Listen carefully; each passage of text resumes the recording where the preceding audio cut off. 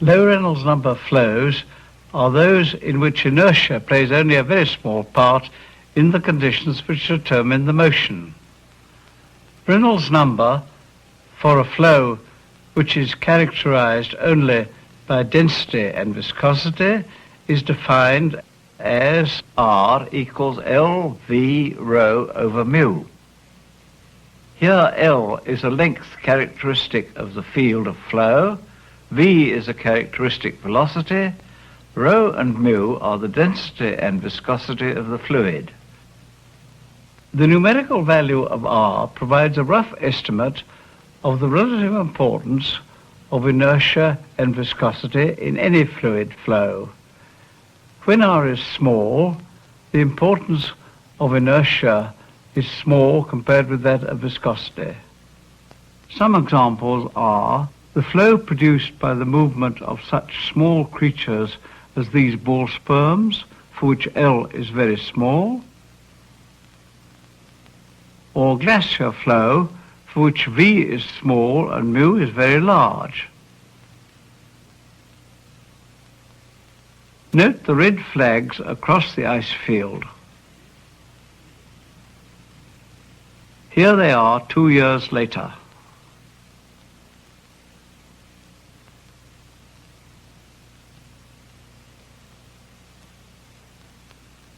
Pulling a knife from a pot of honey, for which mu is very large, demonstrates two properties of a viscous fluid. It can resist both tangential and tensile stresses. The honey can only be lifted by a tangential force exerted by the knife's surface, which must be transmitted through adjacent layers of the honey. The stretching of the stream as it leaves the knife gives rise to tensile stresses across horizontal sections. These make the speed of falling much less than if the honey had been falling freely. Though this honey stream shows us something about the properties of viscosity, it doesn't give us any physical insight into the relative importance of viscosity and inertia. A similar set of experiments done with a controlled jet entering a quiescent mass of the same fluid can give us such an insight. In defining Reynolds number, the appropriate length and velocity to be used are the diameter and the velocity of the jet as it enters the fluid. Here the fluid is syrup, and the Reynolds number is 0.05. At this low Reynolds number, the jet hardly penetrates at all. Now let's repeat the experiment using different fluids. The other three boxes contain glycerine and water, and water. Each jet will be driven by this piston, and the velocities will be identical. This glycerine jet penetrates to a depth of a few diameters.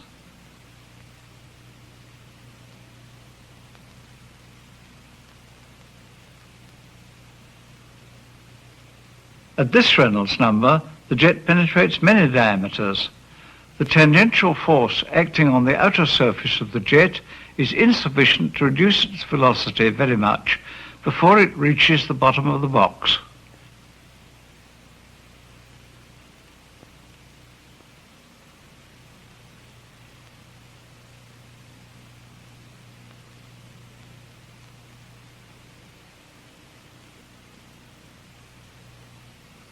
This jet becomes turbulent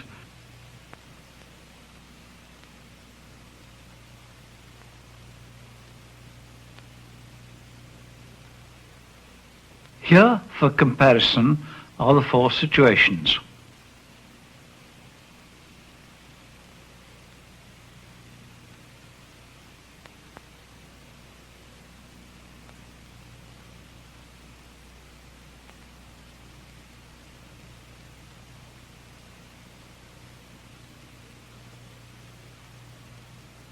This experiment justifies us in leaving out of consideration the effect of inertia in situations for which r is much less than 1. The geometry involved here makes this case unsuitable for simple mathematical analysis. However, the flow of fluid through tubes of uniform bore provides a simple case in which inertia plays no part in the mechanics of the flow. Here the tangential stress due to viscosity is balanced only by the driving pressure.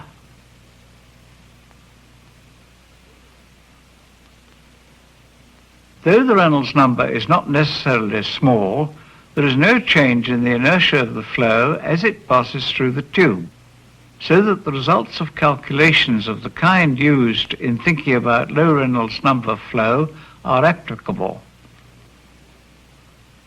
The bore of one of these tubes is twice as big as the other, but they have the same length, and the fluid is driven through them at the same pressure head. Calculation shows that the discharge from the large tube should be 16 times that of the other.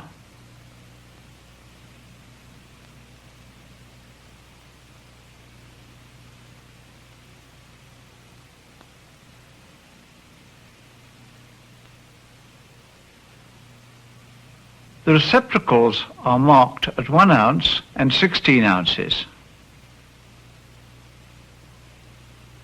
In this experiment, the pressure difference delta P, acting over the area of cross-section a quarter pi d squared, balances the tangential stress sigma, which acts over the wall area pi dl.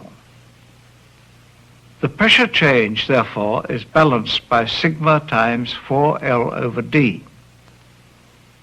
When L is large compared with d, as it is here, a small tangential stress can produce a large change in pressure. This is the principle on which hydrodynamic lubrication is based.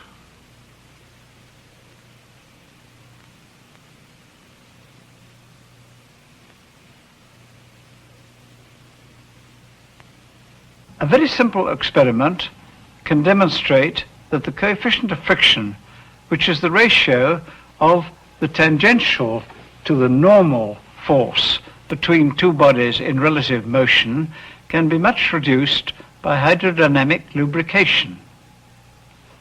Holding this sheet of paper horizontal, I give it a slight forward movement and drop it. It slides quite a distance. As it settles, the air is forced out of the narrow space between it and the table. The tangential stress so produced enables enough pressure to be built up beneath the notepaper to support it for a time. And during that time, the friction retarding sideways motion is very small. If a few holes are made in the sheet so that the air can escape without passing under its outer edge, it stops much more quickly.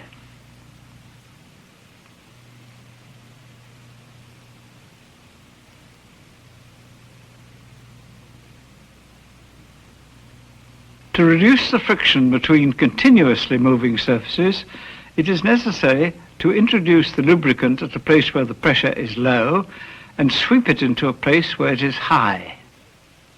It was only when a method for doing this was discovered that the design of thrust blocks capable of maintaining the large load between a ship and its propeller ceased to be a major difficulty in the development of large steamers.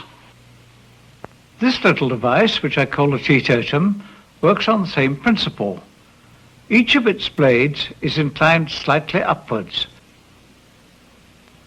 If they turn counterclockwise close to the tabletop, air is swept into the converging space and gives rise to this distribution of pressure under the blades. The pressure so produced by the counterclockwise motion supports it for some time. The apparent backward motion that you may see is a stroboscopic effect.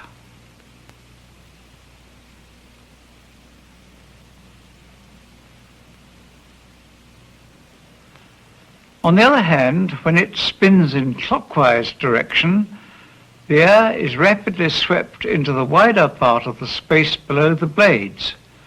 Solid contact occurs and the teetotum stops much more quickly. Clockwise, counterclockwise. The action which supports the teetotum is employed in these journal bearings. In a journal, a cylindrical shaft rotates inside a cylinder of very slightly greater diameter. The shaft assumes an eccentric position so that there is a narrowing gap into which fluid is dragged.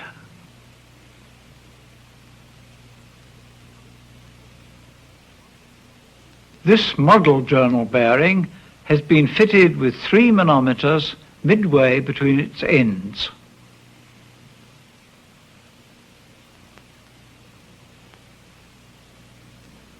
The shaft is fixed with its narrowest gap at the top.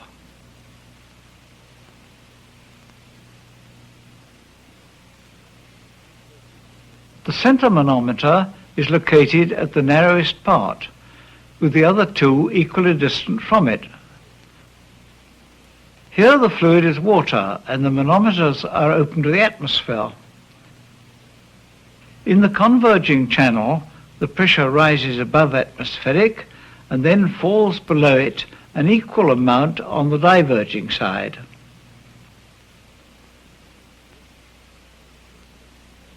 Reversing the direction of rotation reverses the stresses and the pressure distribution.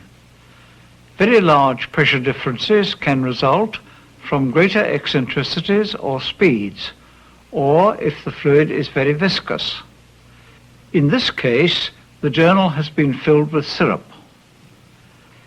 By sealing the journal from the atmosphere, such a strong negative pressure is built up in the diverging section that cavitation bubbles appear.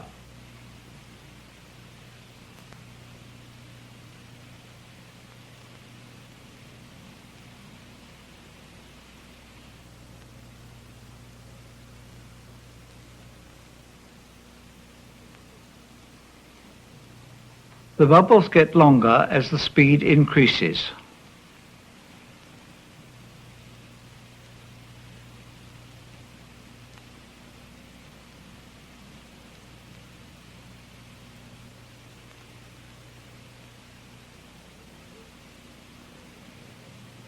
Low Reynolds number flows are reversible when the direction of motion of the boundaries which gave rise to the flow is reversed. This may lead to some surprising situations which might almost make one believe that the fluid has a memory of its own. Here are 2 concentric cylinders. The fluid can be moved by turning the inner cylinder with this handle. The annulus between them is filled with glycerine. Into this space I introduce some dye which stays put owing to the high viscosity of the glycerine. Note its position before I start turning it. I now turn it 4 times, pushing the handle clockwise. The dye seems to mix as a drop of milk mixes when it is stirred into a cup of tea.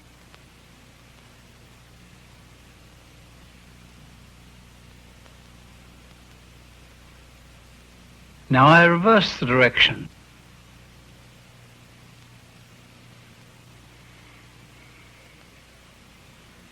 And after turning exactly 4 turns, the dyed area reappears in its original position, with a little fuzziness due to molecular diffusion. To see what happens, we have a second apparatus that is filled with syrup. It has a wider gap, and we can look down on it. A little colored syrup is injected to mark the fluid.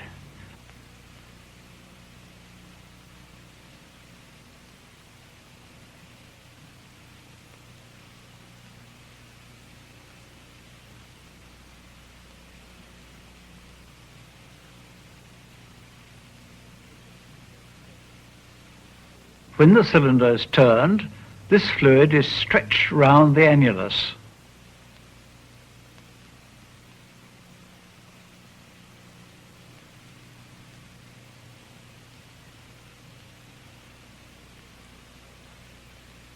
Now the inner cylinder is turned back exactly to its starting position.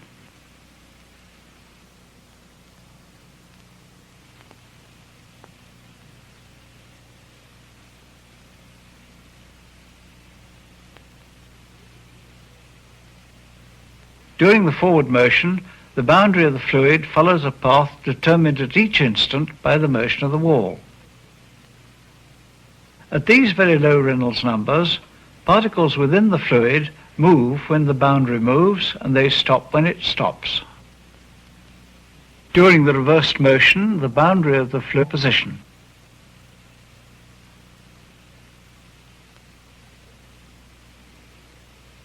The motion of a rigid body is also reversible. Here is one with a gap to mark its orientation. This is set initially in the 12 o'clock position. The motion carries the body round and also makes it rotate. On reversing, the rigid body returns to its original position and orientation.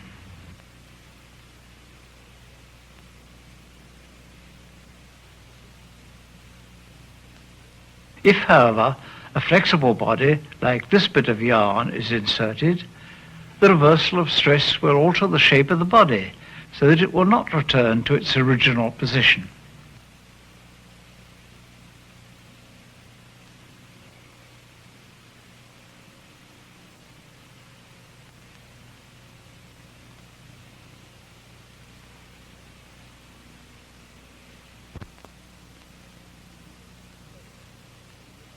In the next experiments, we will look at the resistance of solid bodies at low Reynolds numbers. Here are two brass spheres in syrup.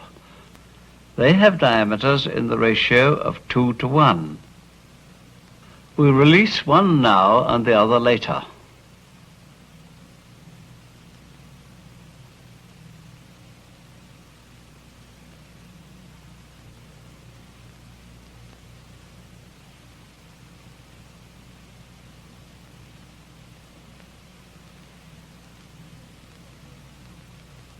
When the smaller ball has one more unit to go, the larger one is released.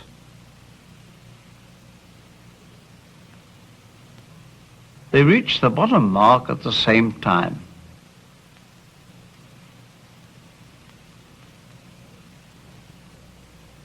The drag of a falling sphere is proportional to its diameter and to its speed. The net weight of the sphere is proportional to the cube of its diameter.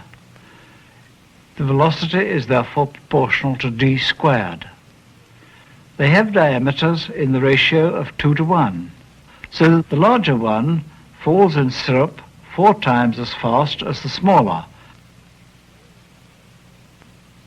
At low Reynolds numbers, the disturbance produced by a moving ball extends many diameters, so that beads far from the ball are moved by its passing.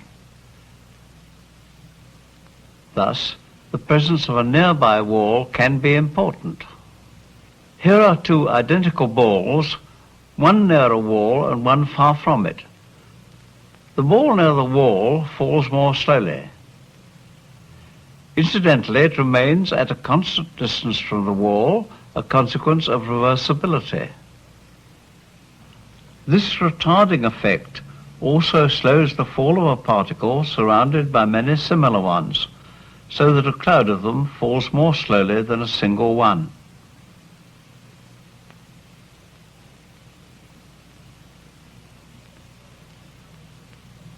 When a cloud of assorted particles falls in a fluid, it develops a sharply defined top.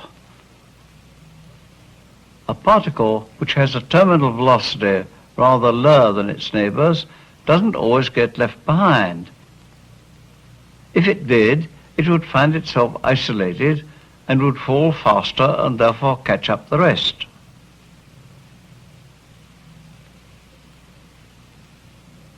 The left box has many particles.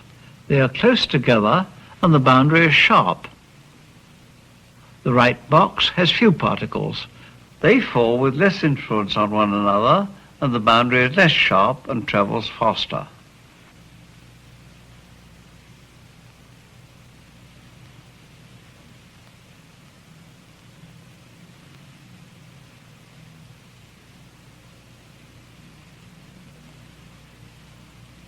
When the moving body is not spherical, the resistance is not the same in all directions of motion.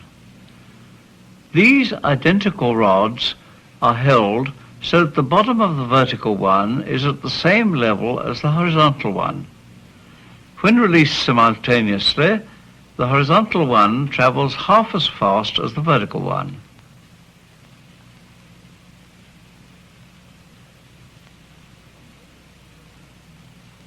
At low Reynolds number, they have just half as much resistance to longitudinal motion as they have when moving perpendicular to their axes at the same speed. This is a property common to all long, thin bodies of revolution.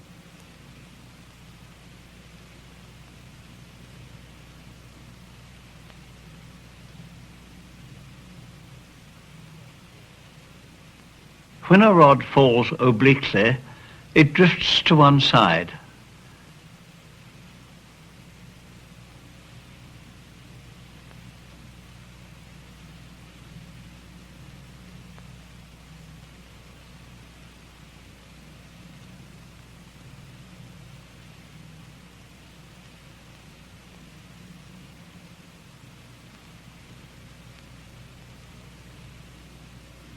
At terminal speed, the net weight is just balanced by the drag, which therefore acts vertically.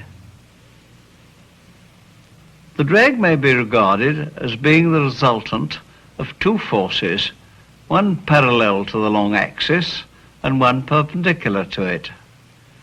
These two forces are represented by CA and BC in the triangle of force ABC.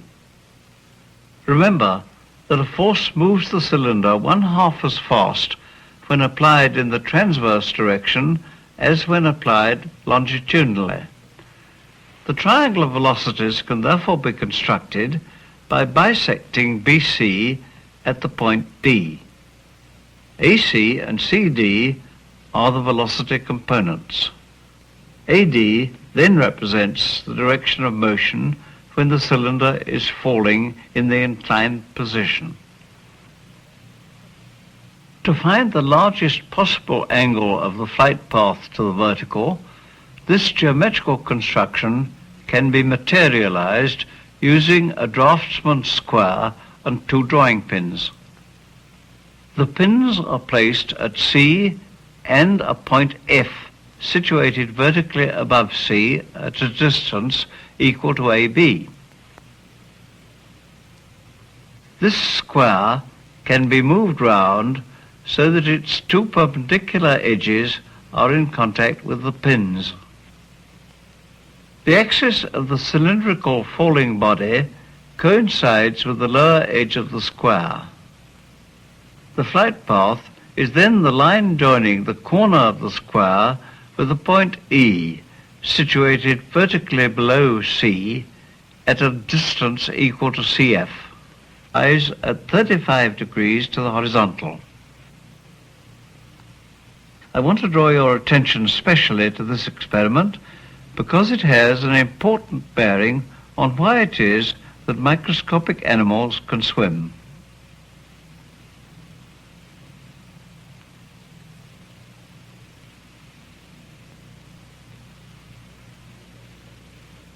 All the familiar self-propelling bodies owe their thrust to inertial reaction of air or water to the motion of their propelling mechanisms. The propeller of a motorboat is an example. Here the water which is thrown backwards forms a well-defined wake. The body and tail of a fish form another example, but here the wake is not so well defined.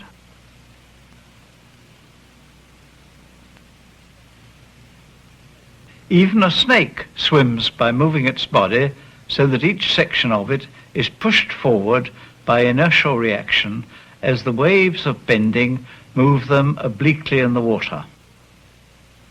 All those we have seen have Reynolds numbers of order thousands or even millions.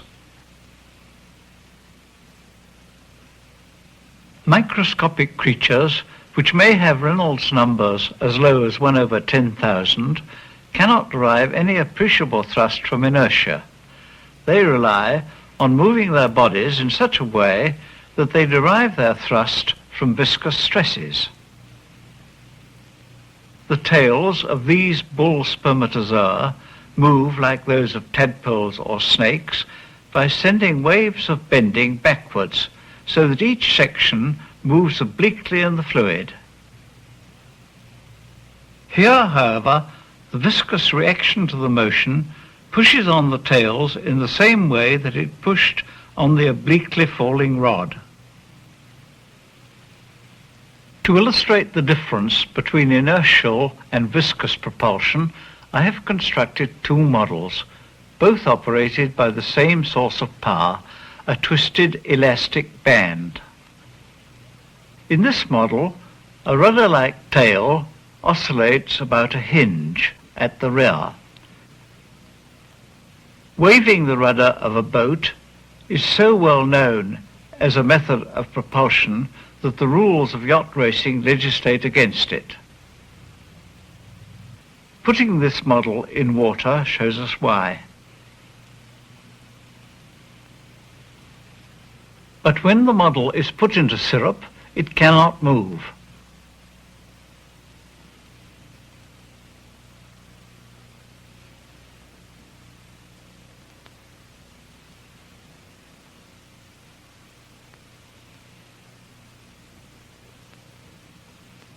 Owing to the reversibility of low Reynolds number flow, the forward motion of the blade is neutralized by the backward motion.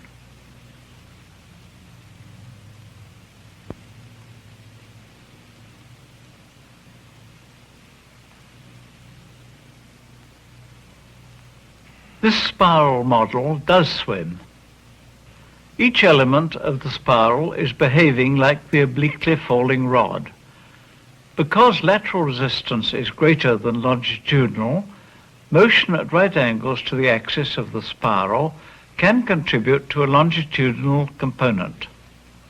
The spirals are right and left-handed to keep the model from rotating.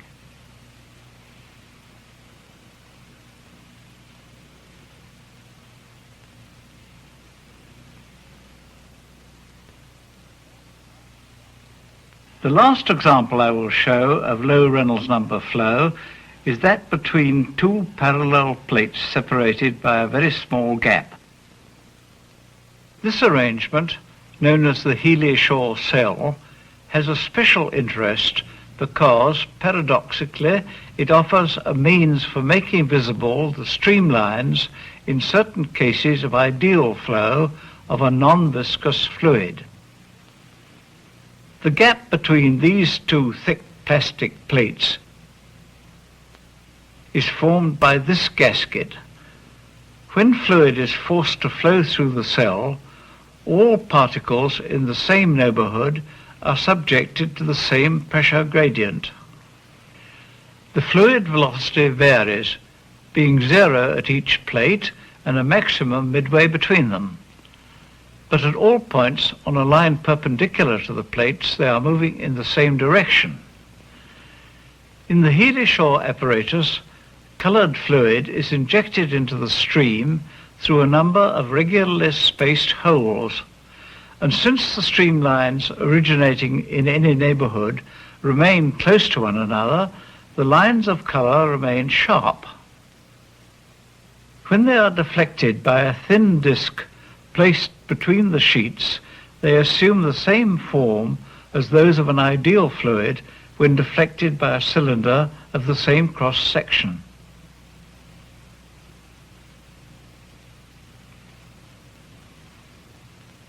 Now, instead of a solid body, a source is started in the flow. Here is the flow round a half body.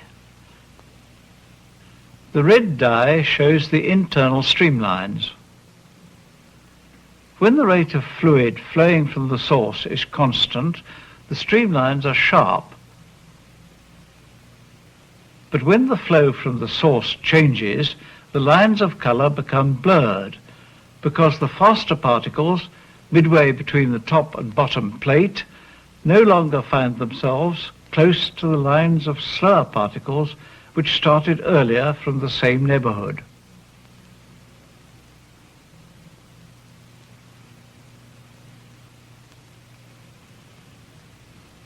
The experiments you've seen are limited to fluids which possess the simplest possible relationship between stress and rate of strain.